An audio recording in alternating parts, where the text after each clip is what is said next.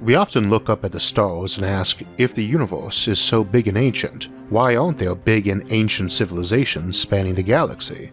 But what if there are, and they're just asleep?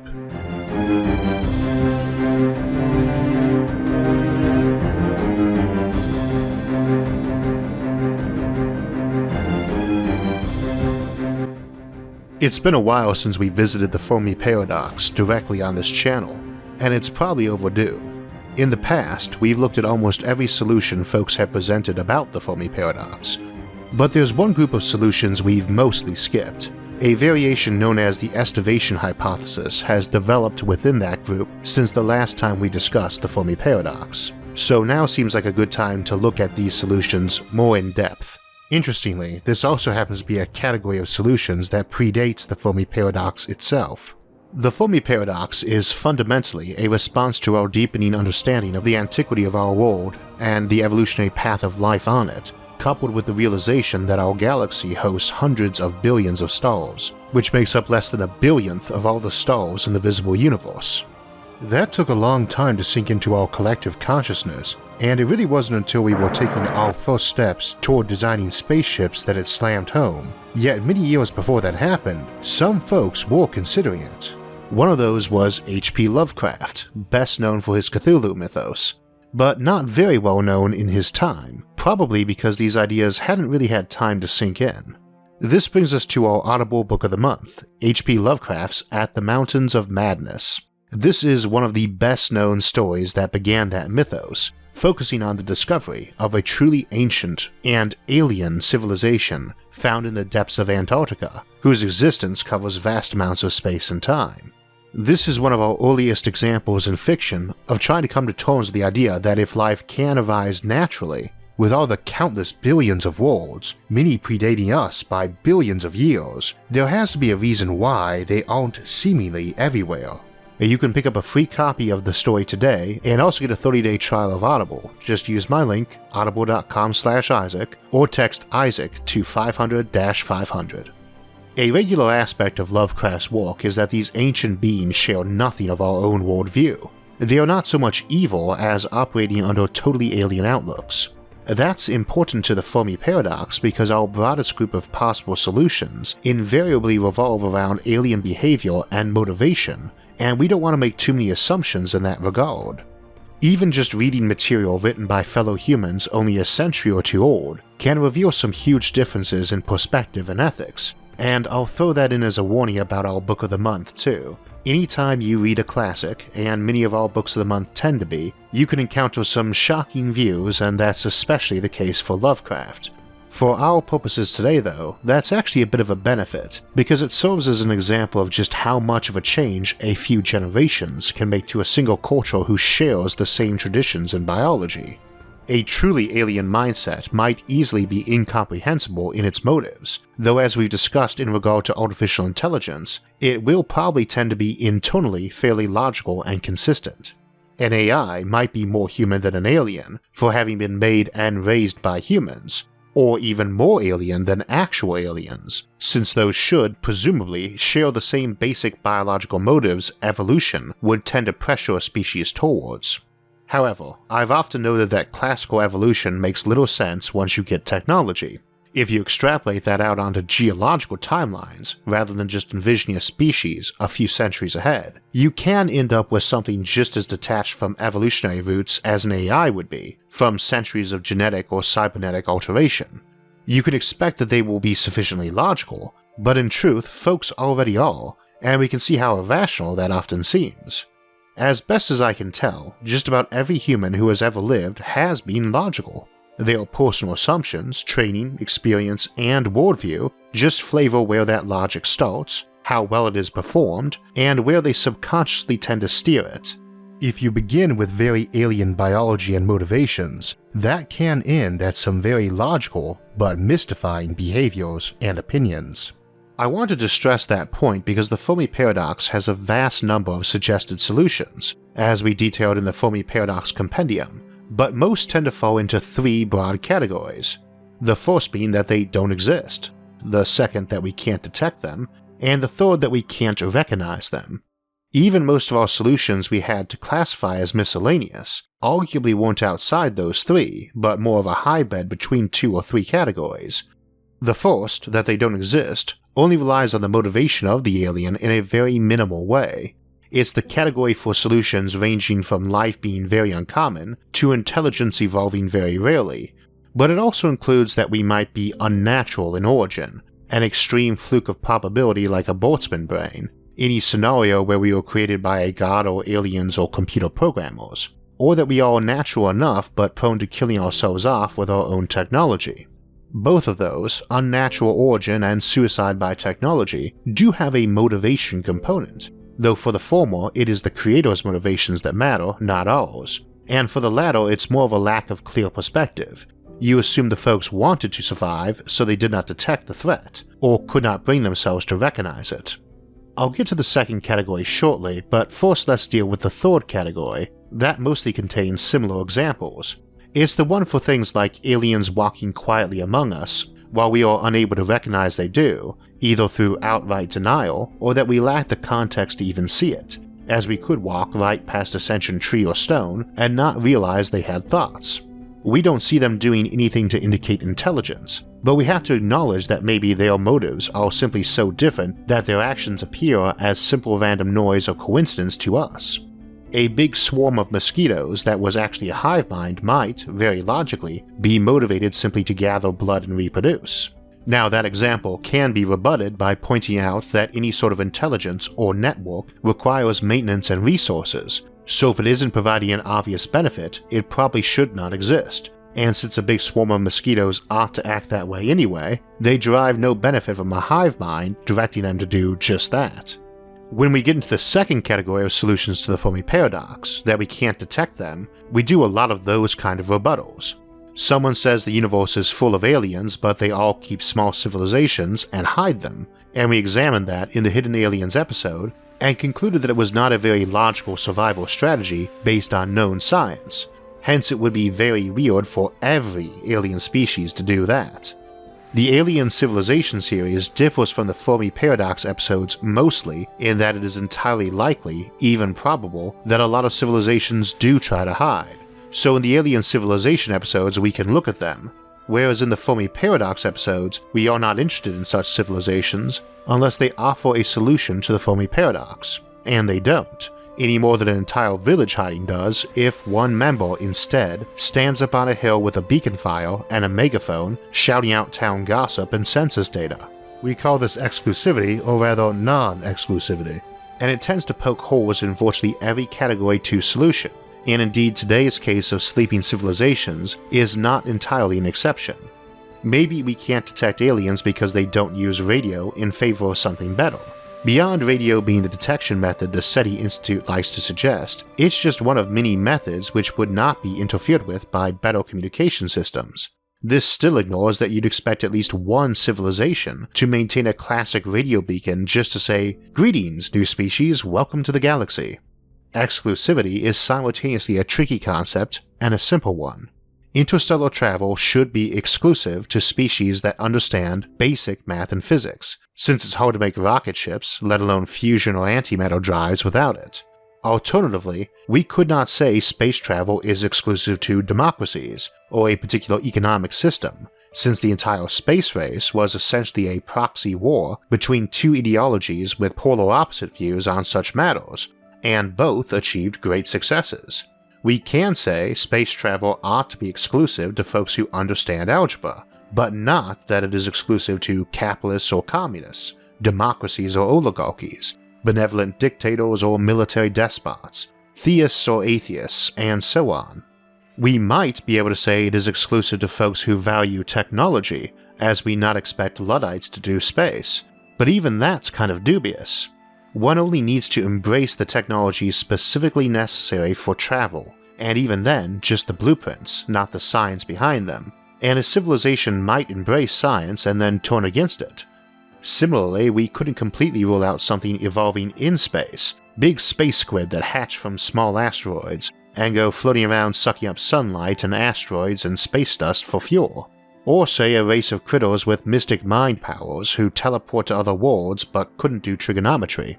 This mostly doesn't matter to the Fermi paradox though, because such routes seem improbable enough that odds are, even if they maybe do exist somewhere in the universe, they are rare enough not to impact the solution.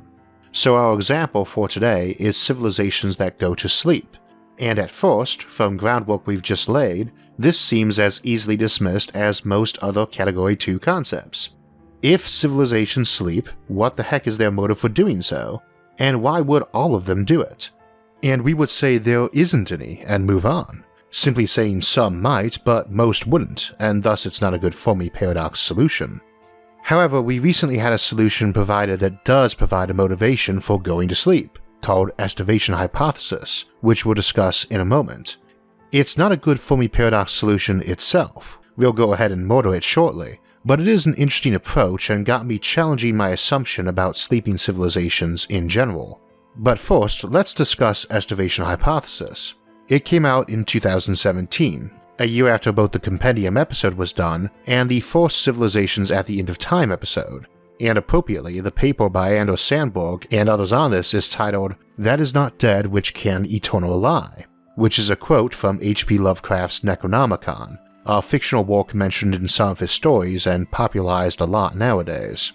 The basic assumption is simple enough. A lot of futurists tend to assume that thinking processes will eventually shift from neurons, or whatever an alien might use, over to a computer substrate. Don't confuse that with artificial intelligence. An AI might run on a computer, but so can a game of solitaire or your brain. The basic reasoning is that whether you are using a physical deck of cards or one on the screen, you are still playing solitaire. And so too, whether your brain runs on neurons or computers as its substrate, it is still a human brain. Build a house of stone or brick or wood or Lego and it is still a house, same reasoning.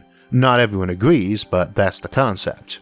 Now a neuron doesn't work better when you make it cold, it eventually dies and freezes, but computational processes generally do better when it's colder. And we actually have something called Landauer's principle, which shows the maximum processing a computer can do with a bit of energy is inverse to temperature. This adds nothing new to the discussion of the Fermi paradox, and it's often been suggested civilizations might migrate beyond the galactic rim to where things are cooler to take advantage of that. Indeed, that was one of the miscellaneous solutions we discussed in the Compendium. Such civilizations are obviously hard for us to see. They'd be tens of thousands of light years away and might be fairly covert. They might have ridden out their own suns, converted into Shkatov thrusters and then into Matryoshka brains. They might be decentralized with each spread out to a small asteroid to help with cooling, or even built up into a big centralized birch planet, but we'd have problems seeing them now regardless. Back in the Civilizations at the End of Time episode, Black Hole Farming, done just a bit after the Compendium, we pointed out that while the period after all the stars had died off would be the era of the universe with the most entropy and the least free energy available, the expanding and cooling universe would permit computation at such cold temperatures that you might run entire civilizations off what you need to run a light bulb in our time. There will be very little energy available, but you can do so much more computing or thinking and simulating with it. The estivation hypothesis, and estivation means to hibernate or enter torpor, works on this same reasoning. You put your whole civilization to sleep until temperatures cool down so that you can take advantage of those super cold temperatures and live then, when there's less free energy but you can do far, far more with it. Now that is a great motivation from the Fermi paradox perspective. It's very easy to argue that most civilizations tend to shift to the computer substrate. It's way more efficient and way better for colonizing space too. It also offers simple immortality as you can easily repair and replace everything. You can also run your brain faster to experience whole days in mere seconds, or slow it down to experience a mere second over a whole century. This unglues you from classic time, and I want to emphasize that because it's what hit me later on when I was pondering this more. If you live this way, you only have two relevant calendars, your internal one of experiences and your civilization around you. For the most part, the natural world and the universe are not dominating how you experience time anymore. So you can just slow down. I don't think you'd completely stop, since you need to monitor the rest of the universe, and wait until the universe cools down to more effectively use your energy. It sounds like a solid theory, as everyone should have a motivation to do this, and while doing it would appear non-interactive and quiet. However, as I said, we were going to murder it, and that's because it has 3 big flaws. First, the whole point of waiting till the end of time to use your resources is you get vastly more bang for your buck doing so, but that implies you'd like to have a stockpile of resources. If you're aiming for hyper-efficiency, you should be resource hoarding, and that results in the same basic Dyson dilemma we so often discuss. Whether you are using every rock and planet and star for resources and power, or are simply storing them away, it should look more or less the same. A dark universe where there are no stars because they waste energy, and indeed inhibit processing speed. That's the very reason you consider migrating to the galactic rim, because galaxies have a lot more heat in them than the intergalactic void on account of all the bright stars illuminating it and all the collisions going on. Nor are those resources static, they are going to get used up while you wait. So by default, such a civilization, before it goes to sleep, ought to spread over its galaxy and grab everything to store it securely for the eons to come, as they'll actually get to those lower temperatures faster by doing so, and ensure more energy and resources to use when that time comes. That's a fatal kill to the hypothesis right there. We would notice what is effectively a K3 civilization with the lights out. But there's also our second flaw, which is that you have to worry about alien civilizations arising and taking the galaxy while you sleep. It does no good to wait to harvest space if you wake up and find somebody else already has, and even if you had all the resources you want, that doesn't mean that they do. You could leave triggers in place to wake up, or more likely just keep at least some of your civilization awake or just slow down, but you would have to deal with that new civilization in some way, and even if it's a peaceful accord to divide up resources, all those leftover ungathered resources are presumably spawning new civilizations you'd need to wake up and deal with too. Then there's our third, which is exclusivity. We don't know that every species will converge towards this just because it seems logical, and more to the point, we shouldn't assume every member of a species does. That's just as important for any exclusivity issue with the Fermi paradox. Not just will all species do this, but will every piece of their civilization feel the same? 1 trillion aliens in an empire who all believe it's wrong to contact a primitive species might not do so, but it only takes a handful of them, maybe even just one, to send a hello signal or maybe even visit in a ship. Similarly, most of a planet's inhabitants might feel colonizing space is wrong, but if some faction is very expansionist and does so, in a few centuries they won't be a small minority anymore, but the true new civilization of which the non-expansionists are a tiny minority of antiques. So if 99% of a civilization goes to sleep while 1% does not, and instead goes around colonizing, it will only be a millennium or two before that sleeping 99% has become just 1% of some vast new empire, and millions or billions of years later, just some forgotten relic. On astronomical timelines, any pro-growth section of a civilization will utterly erase no-growth sections of it, all things being equal. So on first inspection, the estivation hypothesis seems dead on arrival. Indeed, in its default form, it mostly is. However, the Lovecraftian title of the paper nagged at my mind, and I started thinking about some of the other late filters we've discussed. Late filters being solutions to the Fermi paradox, which hit a civilization after they've reached our stage, like killing yourself off by artificial intelligence, or inventing a brainwashing technique that a unified empire uses to discourage colonization so as to ensure they create no external threats, or a convergence to a hive mind that does the same, never breaking itself up to colonize far away where communication lag time would prevent the extension of that mind and again create potential external threats. Let me talk about galactic harvesting though really quick. I say harvest everything now because it gets you maximum energy, but in truth, if you've got a civilization with a tech and inclination to use black holes for energy, not all that much is lost by stars burning, and it does take a lot of effort to acquire it all now. If you were locked into the idea of having a static population of, say, 1 billion minds, all kept near at hand to avoid serious mutation from the normal, creating more and sending them out around the galaxy is potentially spawning enemies. Over time, those galaxies in the local group bound to us gravitationally will all fall together without losing much mass to radiation and collapse into various black holes. You'd still have to retrieve them or set up shop around them, but as we discussed in black hole farming, in such eras you are already running so slow that while it takes thousands of years for a signal to reach between two spots, it would seem like real time. That epoch is so long that even running at such slow speeds, you will experience a total subjective time that makes the entire lifetime of the current universe seem like an eye blink, so it doesn't matter to you. I pictured thousands of black holes scattered across the remnants of the galaxy, each home to either a civilization or a single supermind, slowly experiencing a near eternity, but able to speak to each other in what seemed no delay at all. Now that doesn't help with alien civilizations arising and taking resources, but let's consider another scenario.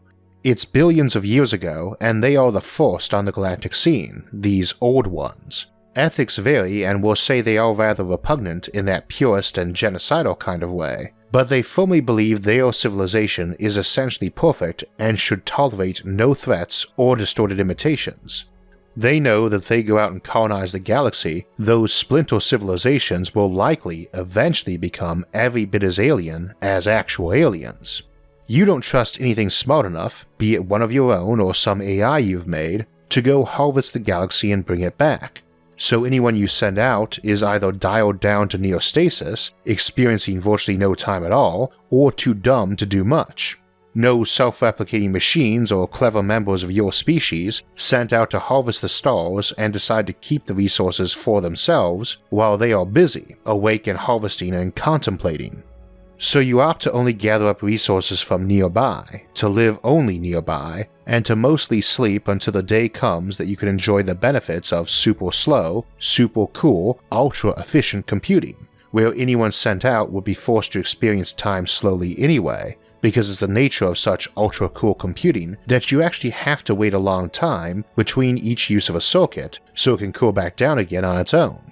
Nobody left around is thinking that fast, with a huge energy penalty paid to run hotter, and communication lag time is eliminated by everyone experiencing time slowly, which helps with isolation mutation. Yes, you are losing a lot of resources to time marching on, and stars burning out or getting ejected from the galaxies, but not that much, and if it means you maybe only get 1/10 of the total resources in the end, but only need 1 billion people to gather them, you are still ahead of the game proportionally by 100 million-fold. To them, the old ones, it doesn't matter how many resources their civilization has, but how many each of them individually gets and can use, and having to share with or fend off many others is not beneficial to that cause, because all they really care about is how long, subjectively, they can experience life. It doesn't really matter if this is 1 billion individuals, a hive of 1 billion minds, or 1,000 supercomputers, or even just one big one, just so long as all share the motivation of their continued existence for as long as possible as the most important thing, and that any threat to that must be eliminated. That's important because it gives them the motivation to eliminate such threats, to kill off any emerging new species elsewhere, or to shoot down their own colony ships from deviants seeking to colonize the galaxy. They police the galaxy with very stupid probes, ones just smart enough to detect civilizations emerging anywhere in the local group of galaxies, then they deal with them. There's many ways to do this, we'll discuss some in the upcoming Interstellar Warfare episode. But maybe the probe carries a copy of one of their minds forced to sleep, who can only fully awaken when it either gets a go-ahead signal from home, or the conditions of that discovered civilization reach a specific marker where if it waits any longer, it won't be able to handle them, thus decreasing the risk of a rogue agent doing its own thing. Any interstellar-capable vessel could easily wipe us out right as we are now, all on its own. It's inherent to either the power levels needed for interstellar trips or the automation needed. But the key notion is that they don't want that sleeping giant to wake up until the last minute, or one drop more than needed because they view it as just as nearly as big a threat as an enemy. They don't want it experiencing, thinking, contemplating, and acting far from home. going native to protect the locals after monitoring them for eons, or deciding to set itself up as a new rival civilization. So instead of the classic genocide approach of hitting everyone as early as possible, of even colonizing every planet so nothing new and alien can arise, they have a motive to wait until right now. Such a probe might not even have a mind, simply making itself easy to find, and includes flawed blueprints for a suicide pact technology, one that seems an amazing find, like a new power source, but kills your entire civilization if you use it. In that way, you ensure all threats or the need to share the galaxy is eliminated with the minimum risk, and you still keep yourself big enough that you can go wake up and attack them en masse if Plan A fails. You are already at the technological limit. You wouldn't go to sleep until you were pretty confident you figured out every cool and useful bit of science and technology that could help you be more efficient and safe. And you probably did gather up a lot of resources too, just not the whole galaxy. You might just live in one system, a single Dyson swarm, or even one planet, though it might be a gigantic birch planet made by cannibalizing hundreds of thousands of nearby systems with automated mining. So if your preventative measures fail, you can still wake up and attack with a giant and super advanced armada, even if they might have had tens of thousands of years to grow and advance themselves. This does not necessarily require a particularly Lovecraft-flavored set of aliens, but it does bring to mind ancient, selfish, sleeping, and cruel ones. But it gets around exclusivity by requiring only that they be the first on the scene. I would not qualify it as a strong Fermi paradox solution. It does not really pass the Dyson dilemma test for explaining an absence of K3 civilizations in the local supercluster, just the local group, unless such behavior was more the norm than an exception that just arrived on the scene before anyone with a different mindset. However, I can't dismiss it as an implausible one either.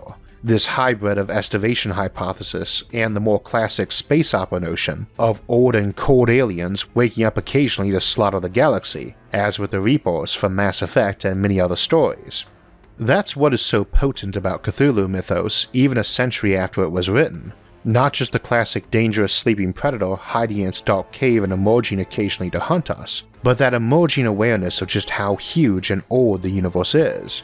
I tend to think that's why Lovecraft was not very successful as a writer while he lived, but is one of the best known authors nowadays, and is the sci-fi horror subgenre what Tolkien is to fantasy, or Asimov is to robot-centered sci-fi.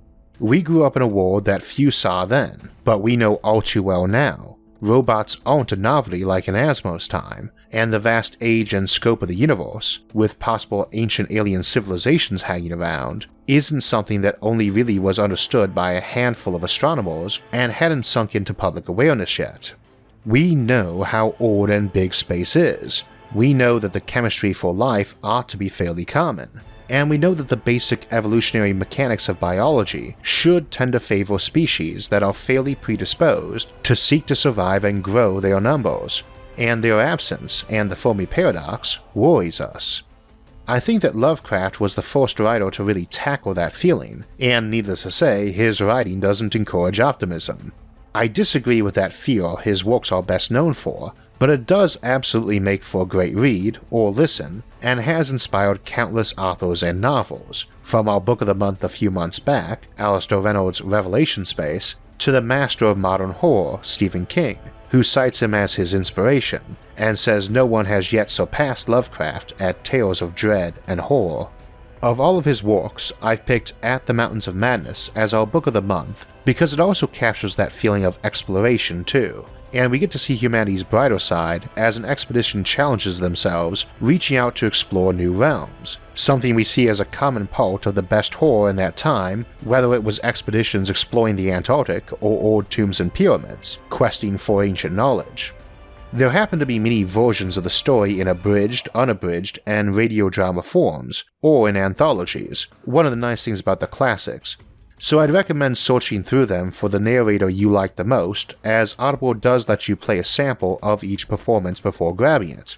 You can pick up a free copy of At the Mountains of Madness today. Just use my link in the episode's description, audible.com/Isaac, or text promo code Isaac to 500-500 to get a free book and a 30-day free trial. And that book is yours to keep, whether you stay on with Audible or not.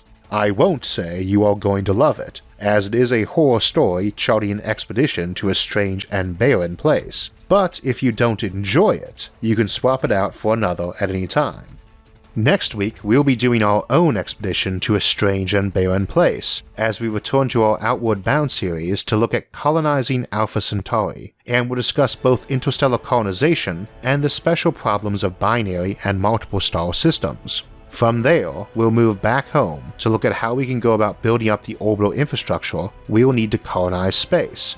And 3 weeks from now, we'll take another look at space warfare, and consider the special problems with doing that at the interstellar scale. And lastly, a month from now, we'll return to the Civilizations at the End of Time series, for Dying Earth, and what civilizations will do when the planet and the sun they've always depended upon begins to perish. For alerts when those and other episodes come out, make sure to subscribe to the channel. And if you enjoyed this episode, hit the like button and share it with others. Until next time, thanks for watching, and have a great week.